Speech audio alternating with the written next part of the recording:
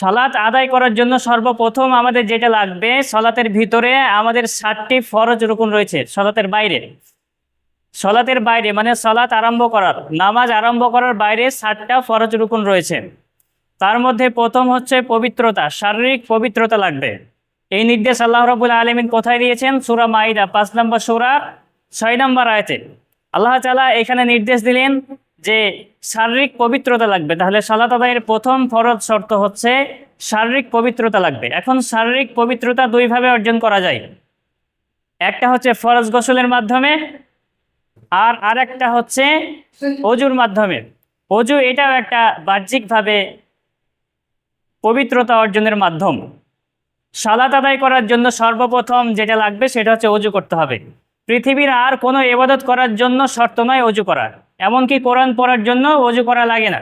আপনি অজু করে কোরআন পড়বেন, ভালো, আলহামদুলিল্লাহ, তবে এটা শর্ত নয় কোরআন পাঠ করা যে অজু করতে হবে। তবে নামাজের শর্ত হচ্ছে অজু করা। যদি কারো অজু পরিপূর্ণ না হয় তাহলে তার সালাত সম্পূর্ণরূপে বাতিল। এর জন্য আগে আমাদেরকে সর্বপ্রথম অজু কিভাবে করতে হয় সেটা শিখতে হবে। রাসূল সাল্লাল্লাহু আলাইহি সাল্লাম আমাদেরকে সুস্পষ্টভাবে বলে দিয়েছেন কিভাবে অজু করতে হয়, অথচ আমরা মুসলিম, আমরা পরিপূর্ণভাবে এখনও অজু করতে জানি না। আল্লাহ রাব্বুল আলামিন এখানে 4টে কথা বলেছেন এই আয়াতে, সূরা মাইদার আয়াতে 4টে অজুর ফরজের কথা বলেছেন যে তোমরা তোমাদেরকে মুখমণ্ডলকে ধুয়ে ফেলো, তোমরা তোমাদের হাতের কনুই পর্যন্ত ধুয়ে নাও, মাথা মাসেহ করো এবং পায়ের গোড়ালি পর্যন্ত ধাও। তো অজু করতে হবে কিভাবে? সর্বপ্রথম আমাদেরকে অজু করার নিয়ত করতে হবে।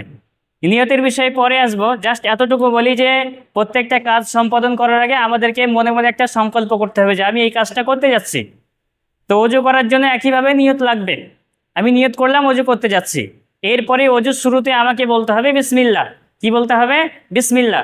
বিসমিল্লাহ বলে এই কবজি পর্যন্ত 2 হাত ভালোভাবে ধুতে হবে। ধুয়ে নেওয়ার পরে নাকে আর মুখে একেবারে পানি দিতে হবে। এটা অনেকেই পারে না, যদি অভ্যাস করেন হয়ে যাবে।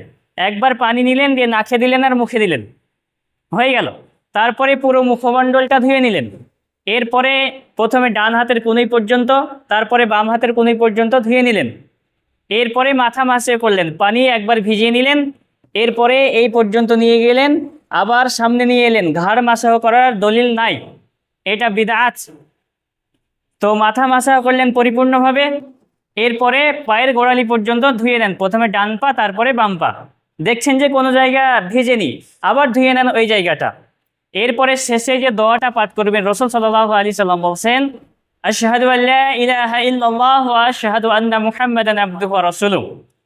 এই দোয়াটুকু যে পাঠ করবে অজুর পরে, রাসূল সাল্লাল্লাহু আলাইহি ওয়াসাল্লাম বলছেন তার জন্য জান্নাতের 8টি দরজা খুলে দেওয়া হবে।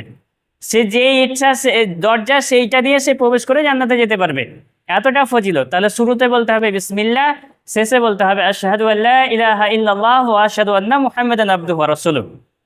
এরপরে কেউ যদি পারে আরো বড় দোয়া পড়বে, আল্লাহুম্মা আজআলনি মিনাত তাওয়াবিন ওয়াজআলনি মিনাল মুতাতাহিরিন। যে পারবে পড়বে, তবে আমাদের অজুর শেষে এটা পড়া উচিত। রাসূল সাল্লাল্লাহু আলাইহি সাল্লাম এটা আমাদেরকে বললেন। এটা হলো অজু। এইবার পানি পাওয়া যাচ্ছে না কোথাও, তাহলে পানি দ্বারা তো অজু করতে হয় আমাদেরকে। তো আল্লাহ রাব্বুল আলামিন এতই স্পষ্ট করে দিলেন, যদি পানি না পাওয়া যায় তাহলে তোমরা তায়াম্মুম করো। কি বলা হয় সেটাকে? তায়াম্মুম। কিভাবে করতে হয় সেটা আল্লাহ সুবহানাহু ওয়া তাআলা এই আয়াতে স্পষ্ট করে দিয়েছেন। প্রথমে যেভাবে তোমরা অজু নিয়ত করেছিলে, জেনে নাও এটাই তোমাদের অজু।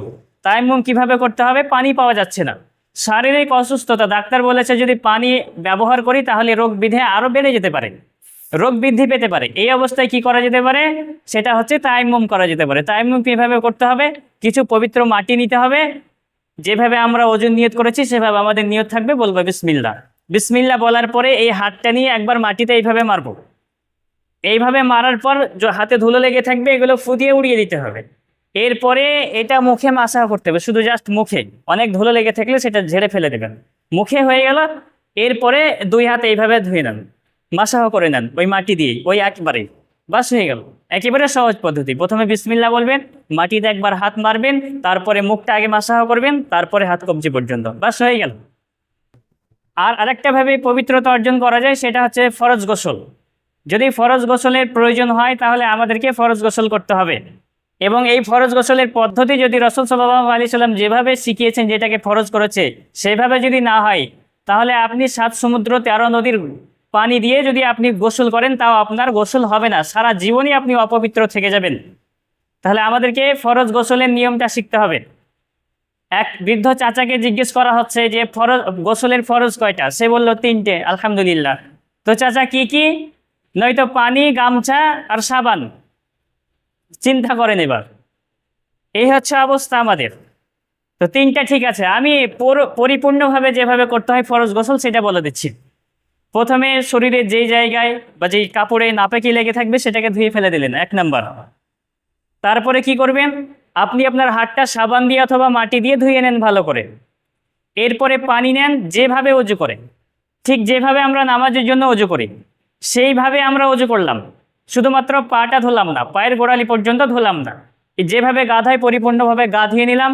শরীরের প্রত্যেকটা জায়গায় পানি পৌঁছে গেল, সুন্দরভাবে গা ধুয়ে নিলাম। এরপরে শেষে আমরা পা দুটো ধুয়ে নেব। বাস, এটা অজু হয়ে গেল, ফরজ গোসল হয়ে গেল। তাহলে আমরা ওই অজু দিয়ে নামাজ পড়তে যেতে পারি। আমরা অনেকেই জোহরের সময় গা ধোই, এরপরে আমরা অজু করি, তারপরে মসজিদে আসি নামাজ পড়তে।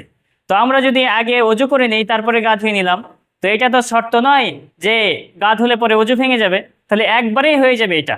তো ফরজ গোসলের বিধান হচ্ছে এটাই যে নাপাকিটা ধুয়ে নেবেন, হাতটা পরিষ্কার করে নিলেন, যেভাবে অজু করে ঠিক সেইভাবে অজু করবেন, পাটা ধুবেন না। এরপরে শেষে পাটা ধুয়ে নেবেন, বাস আপনার গোসল হয়ে গেল, অজু হয়ে গেল। এটা হচ্ছে 1 নাম্বার শারীরিক পবিত্রতা। 2ভাবে যেটা অর্জন করা যায়।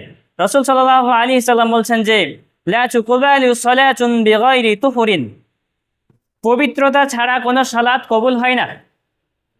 আমাদেরকে পবিত্রতা আগে অর্জন করতে হবে, এরপরে আমাদের সালাত সম্পূর্ণ হবে। যদি পবিত্রতা অর্জন না করতে পারি আমরা এইভাবে, তাহলে আমাদের সালাত কবুল হবে না। তিরমিজির 1 এবং 3 নম্বর হাদিসে এটা স্পষ্ট। তাহলে আমরা 1 নম্বর শর্ত পেলাম যে সালাতের বাইরে যেটা আমাদের জন্য ফরজ সেটা হচ্ছে শারীরিক পবিত্রতা।